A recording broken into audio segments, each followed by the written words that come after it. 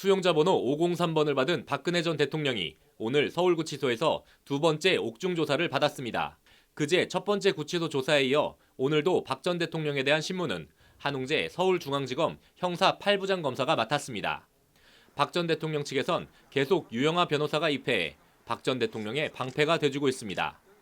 박 전 대통령은 그동안 뇌물수수 등 13개 혐의를 완강히 부인해왔고 오늘도 관련 혐의를 부인하고 있는 것으로 전해졌습니다. 그제 조사에선 검찰이 대통령의 지시가 빼곡히 적혀있는 안종범 업무수첩을 들이대며 압박했지만 박 전 대통령은 안수석이 과하게 해석한 것 같다며 혐의를 부인했습니다. 뇌물은 대가성과 공모 여부가 혐의 입증의 핵심인데 박 전 대통령은 최순실이 삼성으로부터 돈을 받은 사실 자체를 몰랐다는 취지로 자신을 변호하고 있습니다. 여기에 자신은 단 한 푼도 받은 적이 없는데 무슨 뇌물수수냐며 반발하고 있습니다. 최순실 측에 돈을 주었다는 이재용 삼성전자 부회장도 청와대의 강요로 어쩔 수 없이 지원한 것이지 대가를 바라고 돈을 준 건 아니라는 입장입니다. 대가성과 공모관계, 검찰로선 둘 다 입증이 쉽지 않은 상황입니다. 최순실 씨 등과의 대질신문도 한 방법이지만 검찰은 지금은 고려하지 않고 있다고 선을 긋고 있습니다.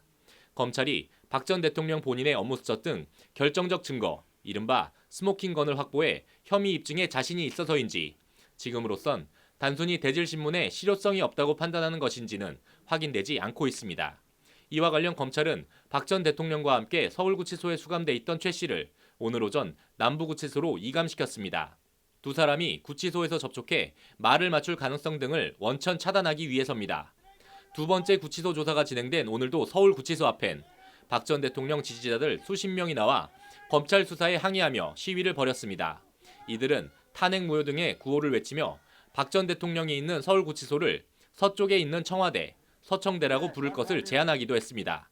바로 옆에선 박 전 대통령에 대한 엄중한 처벌을 요구하는 집회도 열렸지만 양측에 충돌은 없었습니다.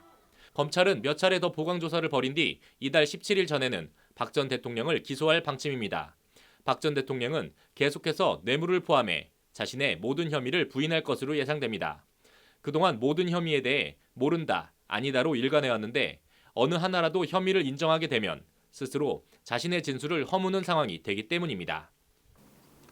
박 전 대통령으로선 혐의를 부인하던 기존 입장을 뒤집을 순 없어 보입니다. 모른다, 아니다로 일관하는 박 전 대통령의 혐의를 검찰이 어떻게 밝혀낼 수 있을지 주목됩니다.